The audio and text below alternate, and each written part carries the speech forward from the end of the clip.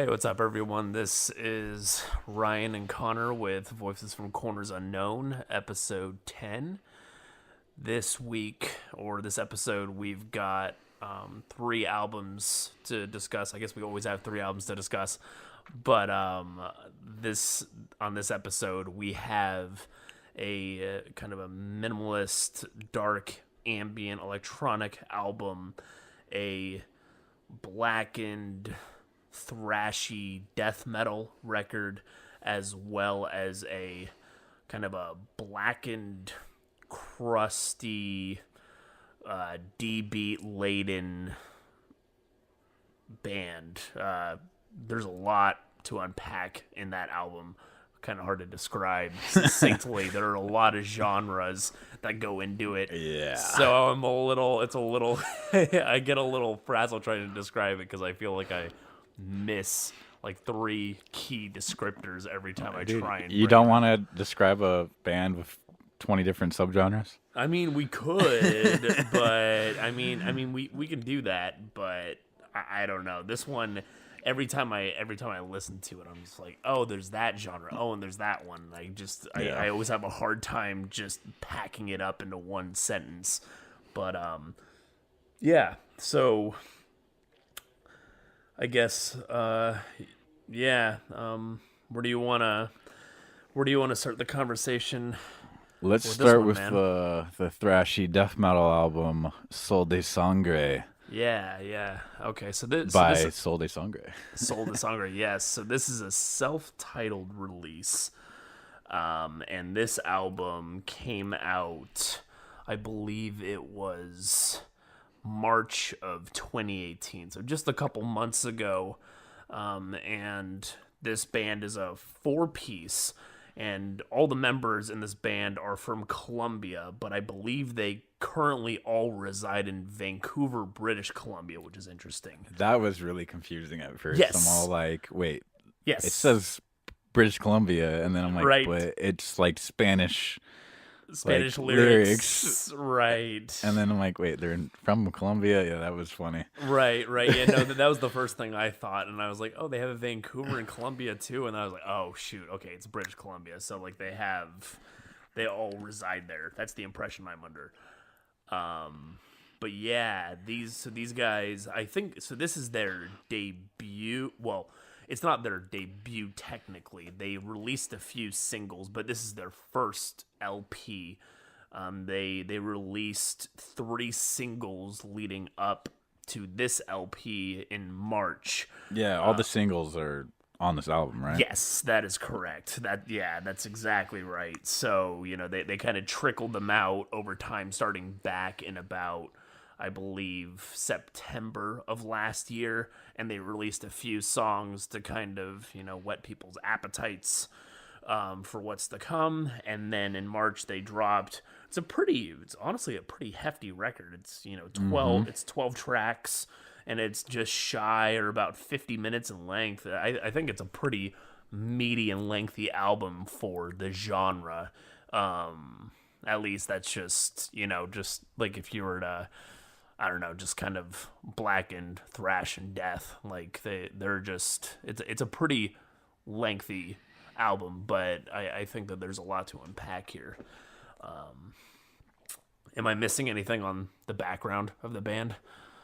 Nah, that seems about right. Okay, cool. So what'd you think of these guys, Sol de Sangre? First off, I noticed that it's more of a kind of more traditional death metal album. Like it reminds me more of like 80s, 90s. Yes. Thrashy death metal-esque. Right. It kind of has almost like maybe like some Obituary vibes, and it kind of had, or like maybe like even some Entombed without the the super buzzsaw guitars. Like it kind of has those, like that clopping rhythm. It kind of has like some bouncy beats in it, and it kind of has just like that old school thrashy sound. Yeah, it was old school all the way down. Like, even, like, the themes, like, I've noticed most of the albums kind of about hell and crappiness of the land, earth, and just dogs with scabies and the hell below, and Right. So we're kind of in old school terrain here with the sound as well as the themes, and that's a really good way to put it. Even if you like translate the lyrics to English, I'm like, these lyrics kind of remind me of Slayer. Oh, do they? Okay. Yeah. Interesting. Okay. Yeah, I didn't spend enough time translating all the lyrics. I translated some of the titles to kind of piece together what they might be about. Yeah. Right, yeah. Which I found kind of fun because at first I didn't translate anything. I was just kind of going off of, my basic California Spanish knowledge. Right. And I was like, dude, why would I use Rosetta Stone when I could just listen to, Sol de Sangre? Right. Exactly. Which made me think of other, kind of like Latin-based bands. Like, yeah. I don't know. There's like a local band from the Bay Area called Fiends That Feast, which I saw them several times at like some underground festivals. Okay. This kind of reminds me of them. And then like, of course, like fucking Brazilian band Sepultura. Right. Of course. The way like the lyrics are delivered and all that. Sure. Like, it really reminds me of, Latin-based bands. Definitely. Yeah, and even though my Spanish has completely deteriorated over, the last decade. But like that was one of the most notable bits or notable aspects of this album when I first listened to it was, even though I couldn't understand the lyrics per se, the delivery of the words are pretty they're pretty savage, and like they're pretty throat shreddy. Just the way the vocals are delivered kind of have like this really nice punch to them, and like this really nice like guttural sound, which I really dig. Like it has like a thrashy element to it. Like they're kind of not shrieked like in loud pitch, but they kind of have a gruffness to them, which I really enjoy throughout. Yeah, it's just like aggressive and to the point almost. Yes, yeah, definitely. But anyways, I think we should talk about the opening track. Definitely. The Preludio Los Andes. Yes. Which translate to what the prelude, Andes Mountains, I'm assuming. Yeah, and that I think the Andes are a mountain range in southern Latin America, down near I can't recall the countries. Argentina, I think it mostly takes up Argentina and like Chile. Okay. Right, yeah. But I like the opening tracks, like this kind of sweeping, acoustic kind of Spanish guitar sound. Yeah. It kind of gave me like a bluesy classic rock vibe too. In parts of it. Definitely. No, I totally dig that when like a death metal or like kind of thrash metal band incorporate the acoustic things in like their music. Right, and it kind of... I feel like I bring up Allegiant all the time in like our little podcast, but like they do that all the time. Sure. Yeah, and it's kind of a nice way to... I don't want to say catch you off guard per se, but it definitely kind of creates a bit of an ambiance of what you can expect, even though the sounds are pretty disparate once you get into the metal itself. But it kind of has like this really nice...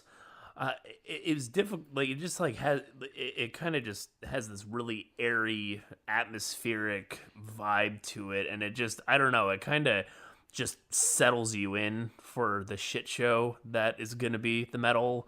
Like all the metal to follow. But I really enjoy the intro a lot, especially with just kind of the little the bass that murmurs behind the guitars, and they start to like layer a bit more on top of each other as the song progresses, and it just kind of like grows.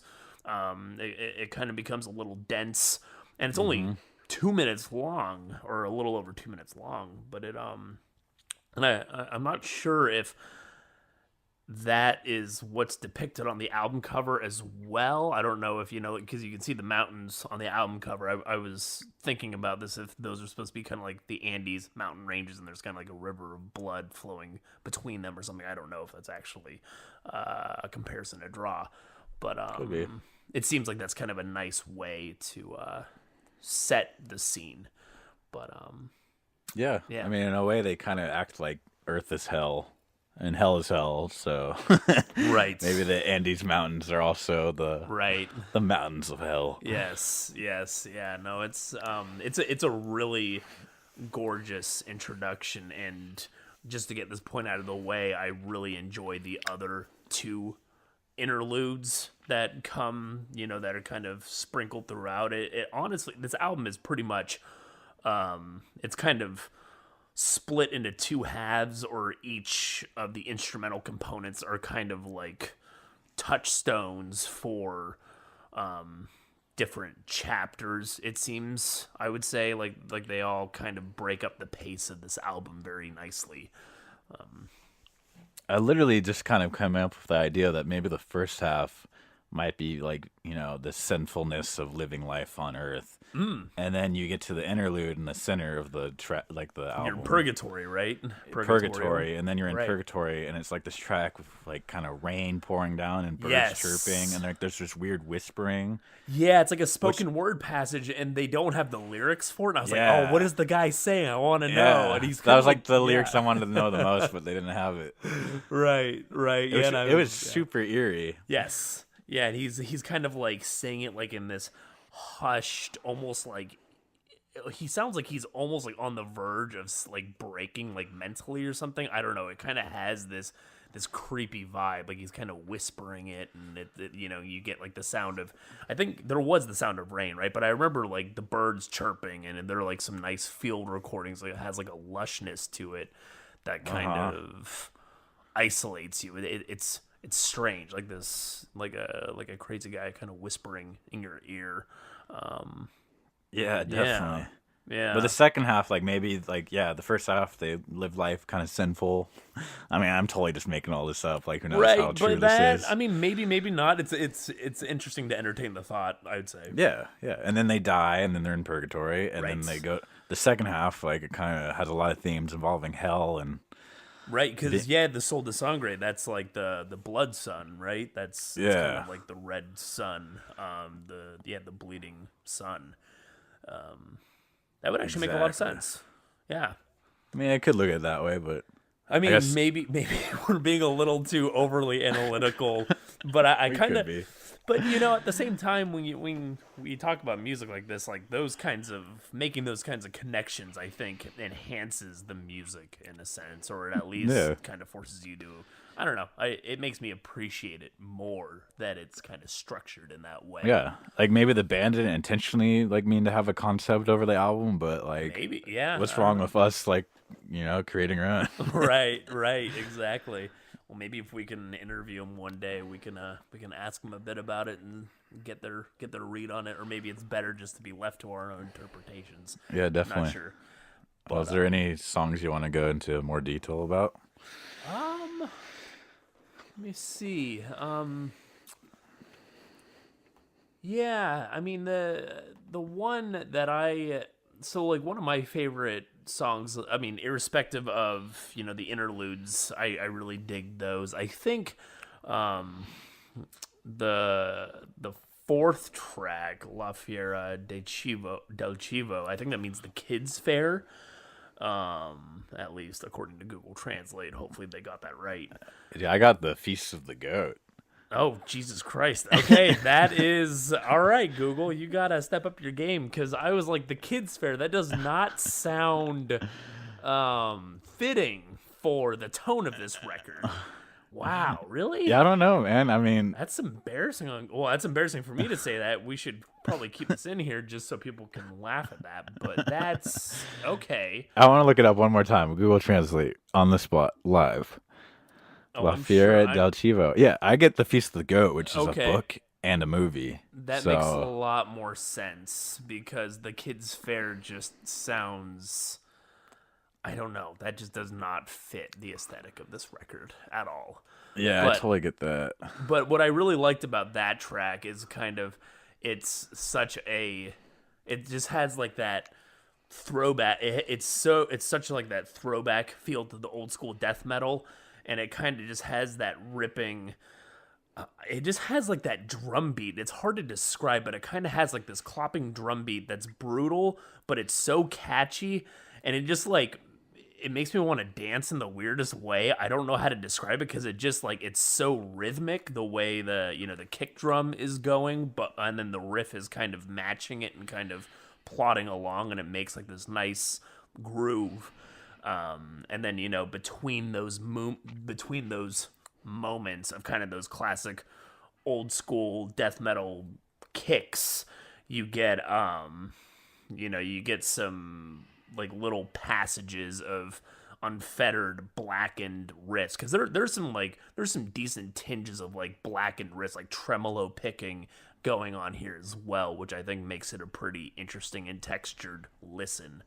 But I would say that that's one of my favorite tracks, and I just found so many of these songs. There's so many like really neat little moments on each song as well. Like there are just some really nice hooks. The end of track 2, Peros con Sarna, I believe. Bloody dogs. Yeah. That's what I got. Yeah, see, mine says dogs with scabies, but I think dogs with scabies makes more sense because con means with. So man, that's confusing. I don't get it. Okay. Fuck you, Google Translate. Yeah, seriously. But I know Peros is definitely dogs. Right. But Sarna, yeah, that's goddamn Google. This is a little sad. But what I enjoyed about a lot of this album is that they're just really nice. There's some really succinct and brutal moments that don't really overstay their welcome on many of the tracks. And, kind of near the end of Peros con Sarna, there's some really nice, just kind of like, just really aggressive double kicks and thrashiness. And then I also liked the 7th track, the Sol de Sangre, kind of the name of the band, how it kind of has a more of a slow burning intro, like it kind of has like it's kind of like a nice way to come out of that purgatory interlude track. Like it kind of has like an emerging feel to it, and it kind of unfurls slowly before getting into that thrashiness that's exuding from each song on this.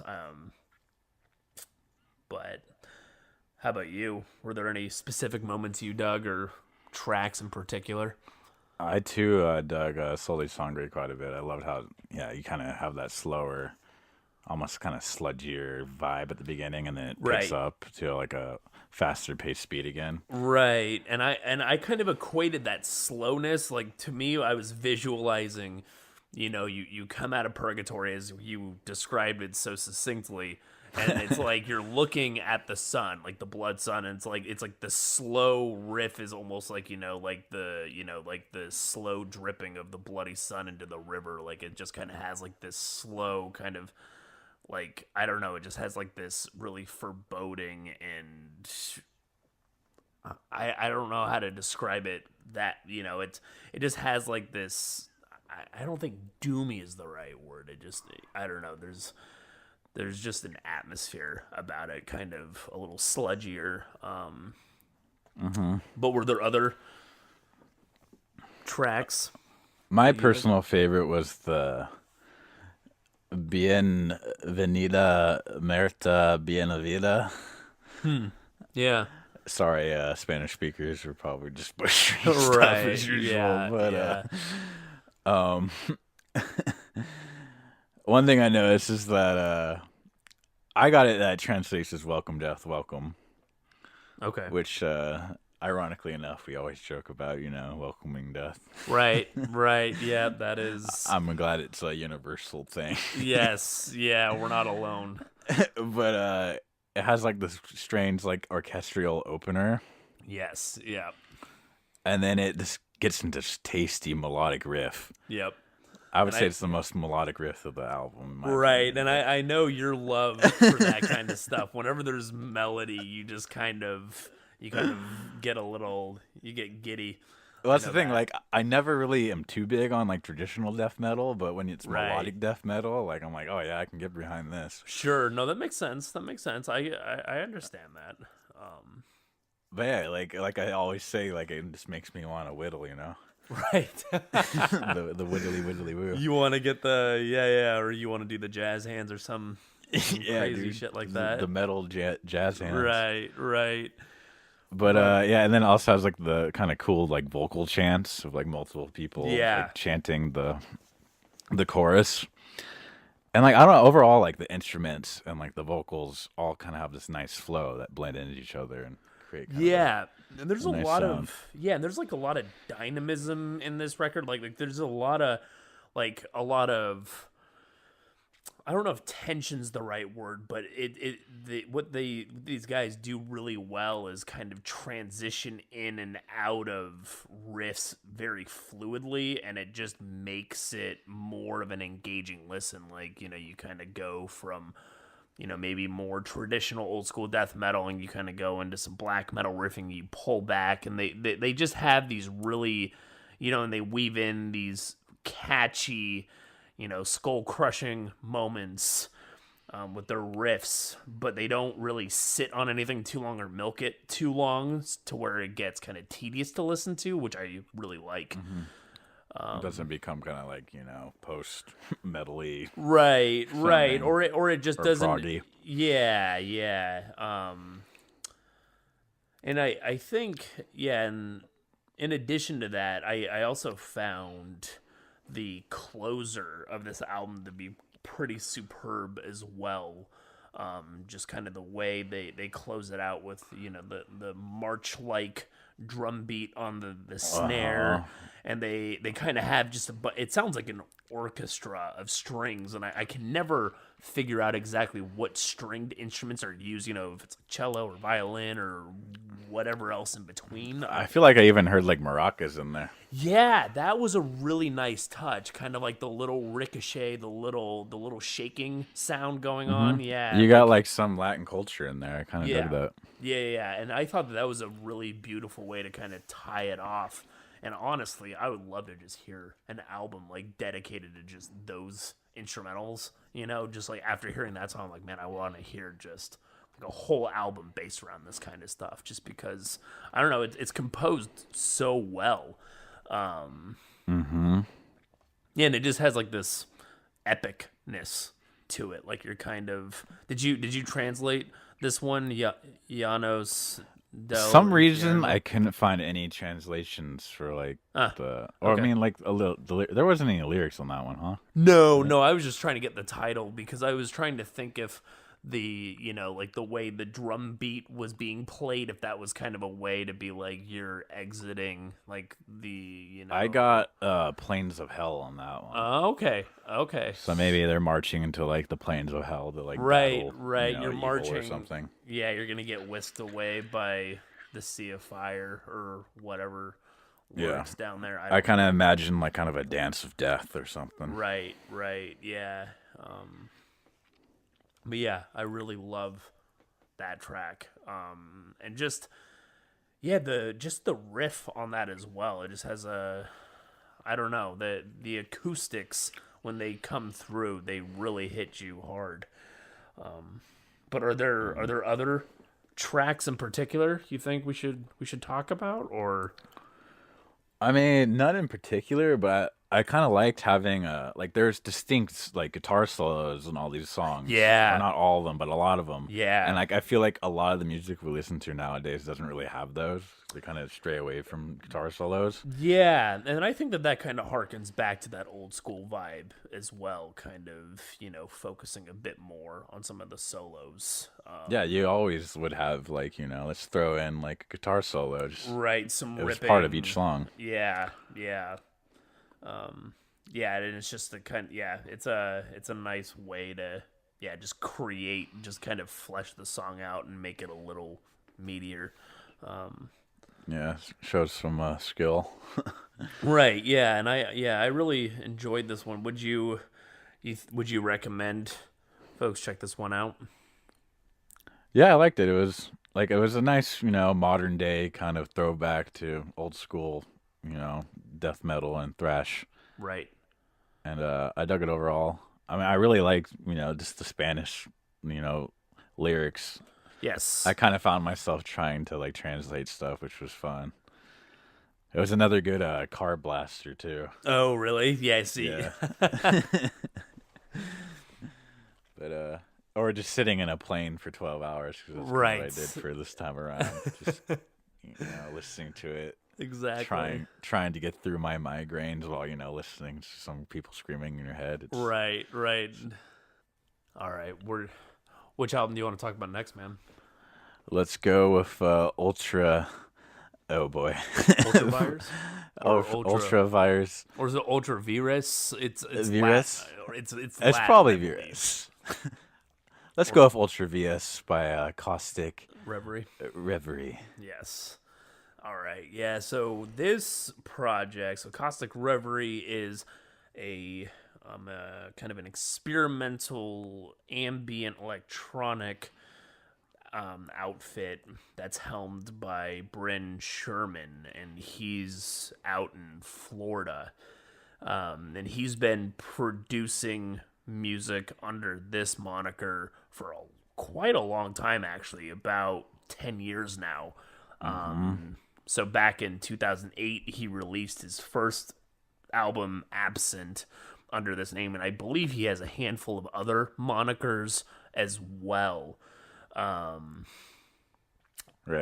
And I believe this project of his kind of was a tangential, it was kind of an offshoot of a project he originally started with called Subluna, and he decided one day to be like, oh, I'm gonna, he was experimenting more and more with sounds, more abstractions, and this project kind of evolved or kind of broke off from that Subluna project, and that's what Caustic Reverie became. And since starting that project, he's released probably over 20 albums, I think, under that name, or 15 out, quite a few. I didn't count them all up, but I know it was quite a few. Yeah, one thing I liked about this guy though is that he had a link to his blog on his fucking Bandcamp, and like, I didn't have to go total creeper mode to find out about all these mysterious, dark ambient people, which a lot of them we've gone through have been pretty, mysterious, which is totally cool. Yeah. No, it's a handful of folks we've tried to, we've talked about, like, they just don't even have Facebook pages, or they have almost no detail about them online, so it's kind of hard to provide you guys or you folks context or any background. Yeah, but this guy had a lot on his blog. Yes. You have to find out that he was like a sound designer and composer. Right. And then the more interesting thing is that he apparently like has done like voice acting on like interesting. I didn't independent like computer games and like more specifically mods. But then I saw that he did a voice for the SpongeBob like movie PC game. Are you shitting me? Holy crap! No way, dude. That's what it was on his blog. I'm like, what? That's awesome. Super crazy, but I love me some old school SpongeBob, man. Right? But this album was released on April 6th, 2018. Yeah, this one is interesting because so based on the description Bryn gave, it seems like this album is almost, a kind of like a remixing of one of his older albums, or kind of a cut up version of it. Kind of like he took this album he released in 2008 titled Inadmissible Evidence, and he describes this album Ultra Vires. I say it Ultra Vires because I'm incompetent. And he describes it as a companion album, but the artwork is similar in the Ultra Vires. And I get the impression that this may be just kind of a reworking or just a fresh take on that album, kind of a repurposing of the sounds. And I wasn't able to really verify this because his Inadmissible Evidence album, I couldn't listen to it. I couldn't find it, even though it was on his blog. I wasn't able to dive into it at all, because I don't think there was really a link for it, at least to my knowledge, so I couldn't verify this. Right. But Yeah, but this album, it's 8 tracks. It's just shy of 40 minutes, and One track takes up half of right, one track that. is almost 20 minutes in length, and that's probably my favorite track, Oh, frankly. dude, same. Yeah, We'll get into that. yeah, that one tripped me out, and the more I listened to it, I was just kind of like, It's unbelievable. yeah, right. But yeah, we can dig into this a bit more. What'd you think of this album on the whole? First off, like I tried to figure out what the overall concept was because Yeah, I was looking up these strange Latin like track titles, and they're all like revolving around kind of like you know court trials and kind of just right. stuff involving that. And I'm totally ignorant about that stuff, so I'm like, are these like the steps of a trial in old school Latin? That was I don't kind of know. the vibe I was getting because the first song is opening argument, and then the second track, the mutatis mutandis. I'm sorry for mispronouncing this again. Um, it's that seems to basically translate to the necessary changes have been made. And then the third track, Damnum Fatale, is loss arising from an inevitable accident. And then the Right. fifth track, Nolo Contendere, means I do not wish to contend. Like you're not contending the argument being made. That's kind of the impression I get. It's hard to say exactly, but that's kind of the vibe I'm getting. Would you piece together? I mean, that's pretty much all I pieced together too. Okay. I'm not too sure how it relates to the actual music itself. Like I was trying to make those connections, but once again, I'm so ignorant about that stuff that I was kind of just like, oh, Right, right. No, the sounds on this one are, I would say they're quite abstract. uh huh, I would not. Well, I don't want to make it sound like I'm discrediting the album for being conceptual because it is. But like it's just the sounds and the album titles and kind of the through line. It's not as apparent to me. Maybe I need to be intoxicated or something, maybe to listen to this once or twice. But when I listen to this all the way through, I guess if we were to like compare it to say like a cryo chamber record or something, where it's obvious and you can kind of see the progression of each song building towards something.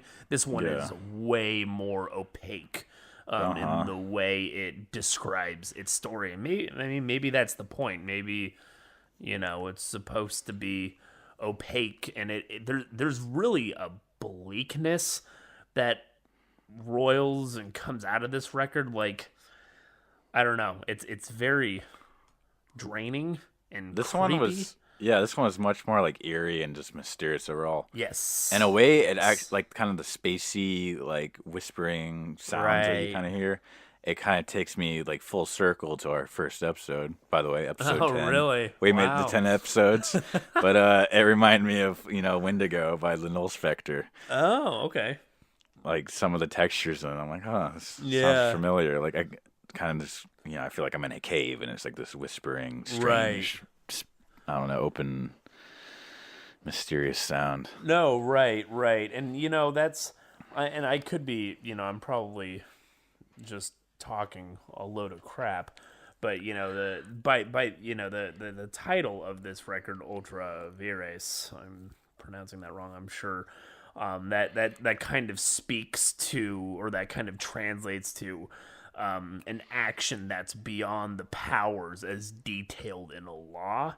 So I don't know. Maybe that kind of elevates. Maybe the abstractness of the sounds kind of is supposed to equate to something beyond the powers. You know what I mean? Like it may be. I may be trying to draw some comparison that doesn't really exist. But just how abstract it is, maybe that's what it's trying to hearken to. You can just make up whatever you want. Right, right. But what'd you think about specific? Are there any specific tracks you want to dig into? um, I dug the Danum Fatale. It had like, I don't know, this strange, mysterious, scratching, like chirp sounds. Right. And it maybe because I just was in Taiwan, I heard a lot of cicada insects. Like Okay. Interesting. those how they just like kind of chirp in the jungles, and Right. it's this overwhelming, like kind of metallic-y chirping. Hmm. But I was kind of getting that vibe, and then I kind of heard birds chirping, and it just felt evil overall. But Yeah, yeah. And it's creepy, dude. yeah, and early on in the record, so the second track, the Mutatis Mutandis, um, that track, I dig that one too, specifically because it kind of has this.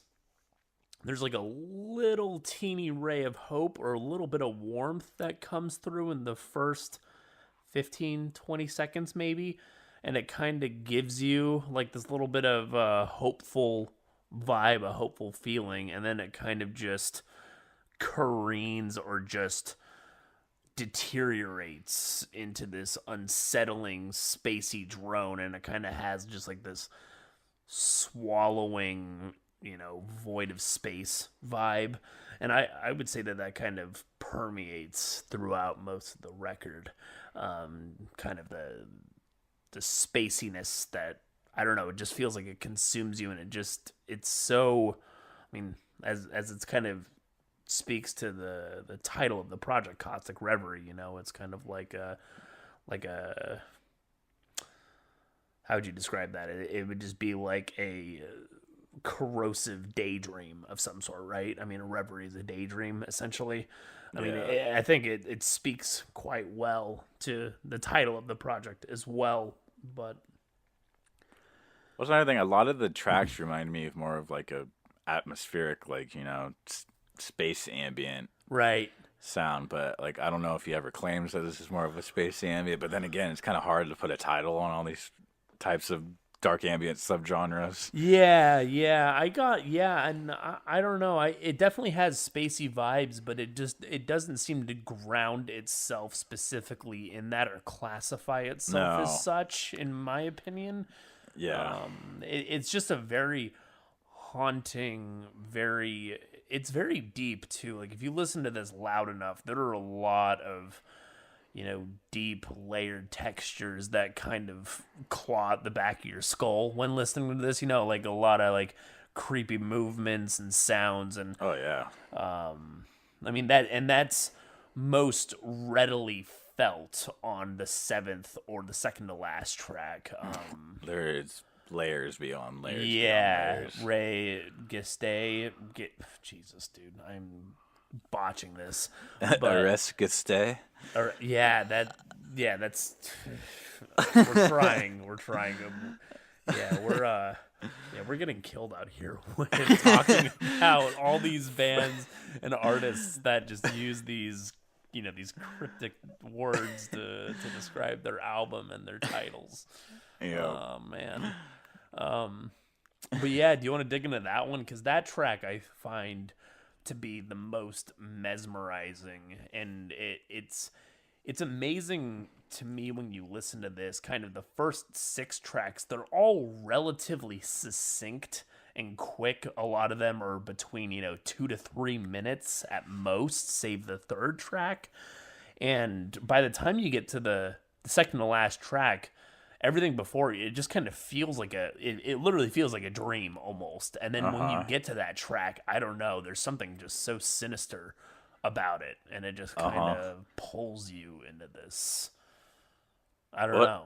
It almost feels like it encompasses like the 6 previous tracks into like one almost. Right. Yeah, it kind of amasses into this massive drone of sorts. I mean, maybe if we go back to, like the judicial kind of trial thing going on, maybe it's all the facts leading up and you put them all together and this is what you end up with. I don't know. Well, I mean, no, that sounds about right, because when I looked up the translation, it's a reference to those facts done which formed the basis for a legal action. So it's kind of like the amalgamation of all the facts to make the final decision, almost. I mean, that seems to be what that speaks to. So I think I mean, it sounds like you unintentionally just described that song in a sense. All right. Well. So I mean, you're on point with that shit on this episode, man. You're killing me. Nice. Yeah. But let's just get more into the noises and the song itself. You had everything. You had like these weird, evil, higher pitched tones that just felt menacing and eerie, and then you had that over, the grainy drone, and then these kind of staticky layers come in and out and just kind of hiss at you. Yeah. It's a monster of a track. Yeah, and there's just like a maliciousness about it that makes it's very compelling, despite how dark and brooding it is. I would definitely say that that's my favorite track on this album, without a doubt. Oh, hands down. Yeah. And then there's like there's almost like this weird dark bubbling drone. Yeah. I feel like there might be some, some field recordings of some, Florida, wetlands and this. Oh, I'm sure. I'm pretty sure. Like I mean, reading a bit on Bryn's blog, he gives me the impression that he was formulating the basis for this project by just recording weird stuff, like the sound of waves lapping up against rocks or shores, or cars driving by, or like rocks hitting a puddle. I have no idea, but you could just take those sounds and just manipulate the hell out of them, right? Transmute them into some really strange stuff. But which leads to the last song, which I found to me the most, at least the beginning of it, the most disturbing sounding track. Yeah. There's these loud screeches and deep moans, and right. It was just kind of bizarre, and maybe it's like it's the result of the trial, and right, kind of like the uproar, or kind of like the groans and moans from the party that's on the losing side. Maybe that's what it's speaking to, kind of like being like you're kind of getting cast out of society, or you're being sentenced to something you're gonna have to live with the rest of your life. That seems to speak to it quite well. Would you recommend folks listen to this one? Yeah, probably won't be a day where I'll just flat out say no ever. But yeah, probably not. But maybe one day. I mean, I hope it doesn't come to that, because I don't want to. We'll pick the episode where we just fucking slander some bands and artists. But no, this one I liked it. It's worth listening to. It's a nice. I mean, it starts off kind of like fast and consistent, but then you get to the 20-minute track.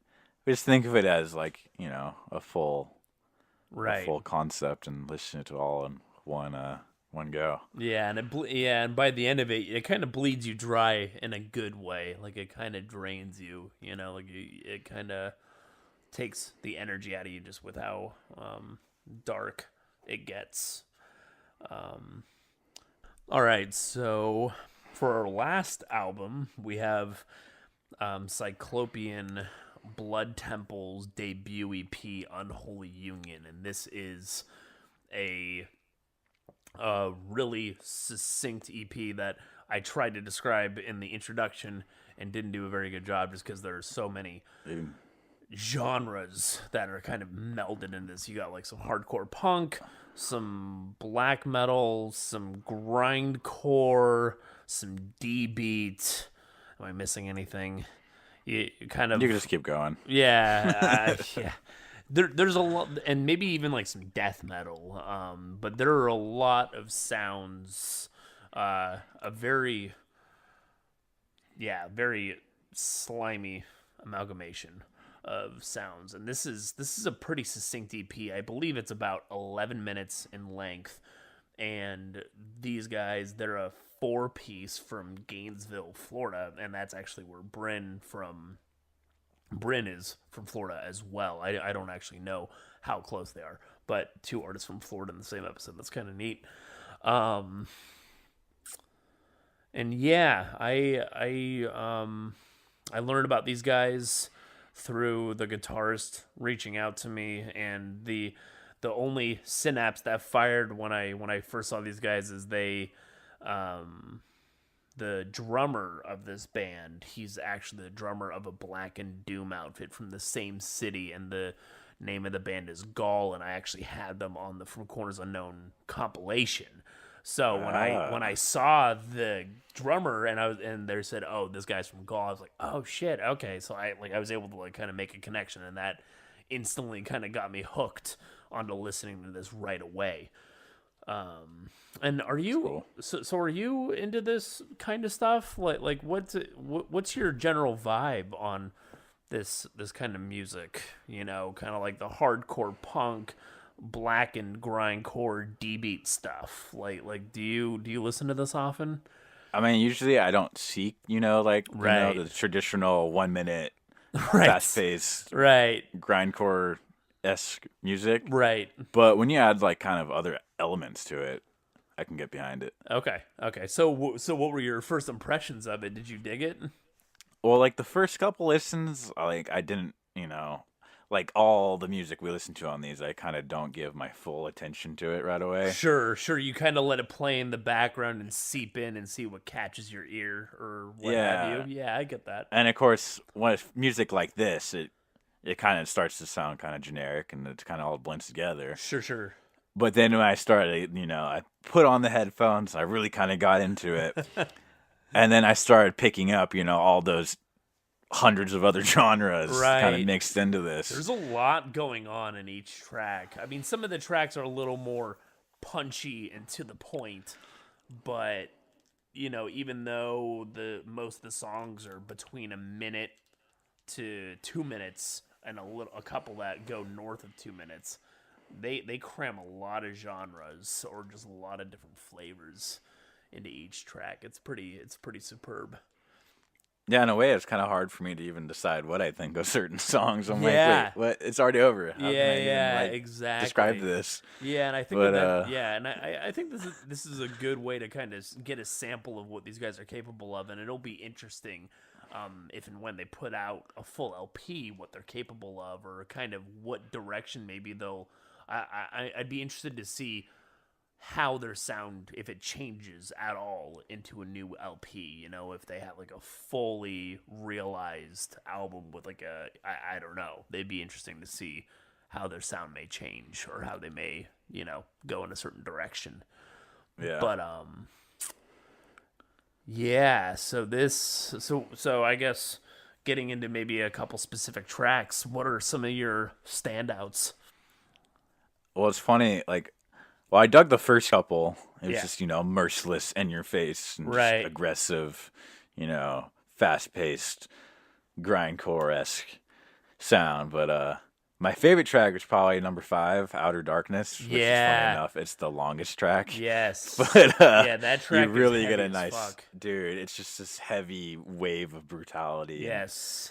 This nice guitar flow. It's enveloped by just slamming fucking drum beats. Yes. Yeah. Yeah, and it has like that subterranean blackened riff, and then you got like those greasy muddled drum kicks just kind of driving underneath it, and it kind of just hits like those head banging, like that chuggy, it kind of has like almost like those breakdowny moments here and there, and it just makes it heavy as I absolutely love it. It has like a really nice rhythm. It's just dirty. Yes. Yeah, and I would say overall, as more of like a general remark, what I like about this is I find the production of this to be pretty good. It kind of reminds me a bit of Vermin Womb, which is like a death grind band from Colorado. And it's just like when you listen to this, it took me a little bit to kind of wrap my head around, but everything is just slathered in just like this slimy disgustingness, like the drums sound a little muddled, like it just has like this cacophonous casket like sound to it, and it makes listening like you feel like it has like a suffocating atmosphere, in my opinion, when I listen to this. Just like the way everything kind of is enmeshed in just kind of like this. It sounds like it's like kind of like just like in this crypt. The overall sound, but yeah, with like the track titles, I was thinking, it's like this strange cultic, I don't know, church of evil, right, doing sacrifices to right, the evil gods or whatnot.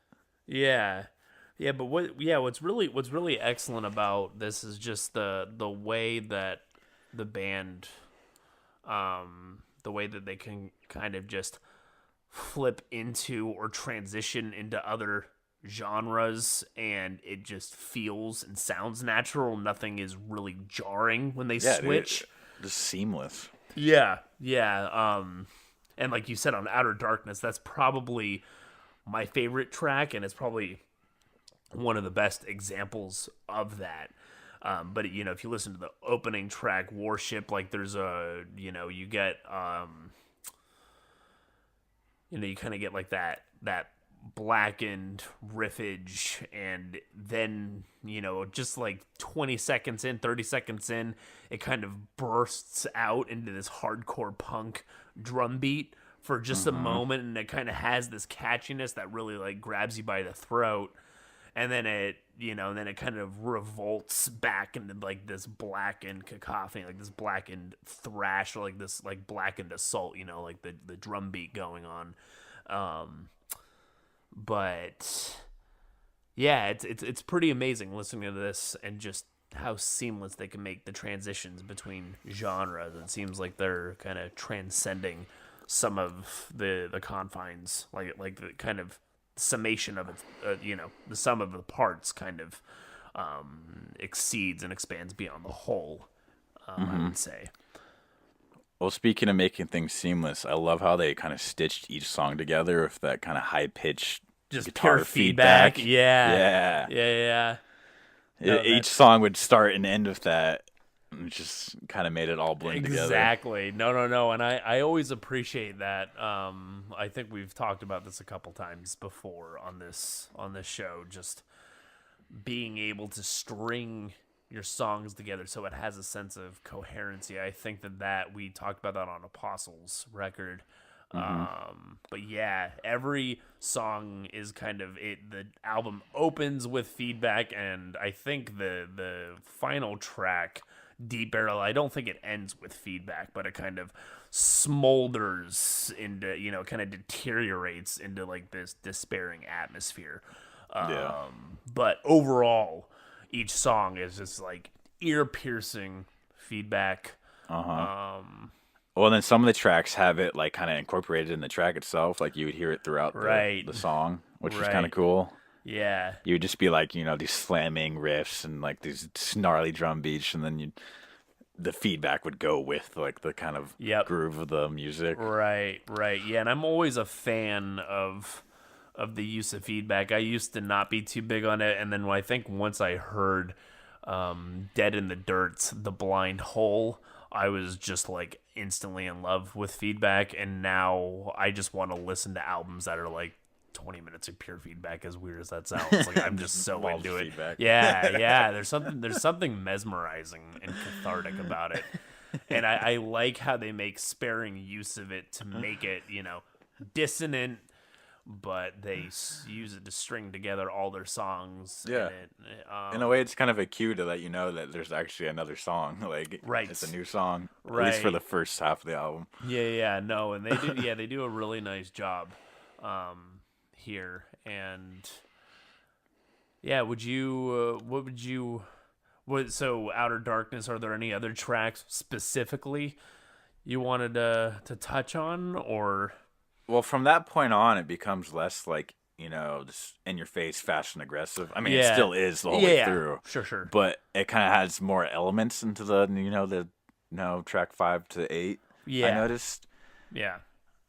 Like, Sacrifice. I really enjoyed Sacrifice. It had like this kind of sacrifice chant thing going on. Yeah. They kind of they kind of use that, kind of like that punk sound where you punk vibe. Yeah, you kind of shout the song title and it's like you kind of like repeat it. I think that's prevalent throughout a lot of the songs. Like when they shout the lyrics, you're like, oh, okay, you know that they're shouting. Like on Dead Alive, the second track, like they say that multiple times. I think that's paying homage to the film Dead Alive, which I haven't seen. I know I have to see. Right. But yeah, I think that's that kind of falls in that, that ethos or that mentality. I think ethos is probably a more appropriate word, but yeah. I mean, that's definitely my favorite part of hardcore punk is the little title. No, not the title track, just the track shouting. Right. Yeah, exactly. But yeah, and then the last one, Deep Burial. I don't know, like that one just like had such a nice flow to it. It's aggressive, it's fast. There's some nice guitar chugging, not like the generic chugging. No, I get you. It's just like dark and it's a headbanger. Yeah, and what I really dig about that track, I think I talked a bit about the end of it, but yeah, like when it kind of opens, it's kind of smothered in this blackened, tremolo tinged riffage, and then it kind of rots into this hardcore punk D-beat pace. Like it kind of has that that driving kick, and then it begins to, like as you described, about halfway through it starts to fracture or decompose into those kind of like those head banging hardcore riffs, and then it kind of just twitches out into the auras, or into like a despairing, creepy atmosphere in a sense. Yeah. And it's a really nice way to close off the EP. And I would highly recommend folks check this one out. I think these guys are doing a lot of good stuff with this album, and I'm hoping it gets more attention. I really enjoy this release, and it's just really succinct too. It's 11 minutes, 8 songs. You can get through it super quick. Yeah. If you don't like it, well, you didn't waste so much time. Right. So Right. no Yeah. loss. But I think if you like any sort of, just like, and it's also like a really sludgy sound too. Like it's just like I think I've used this word before. Like it's just slathered in so much.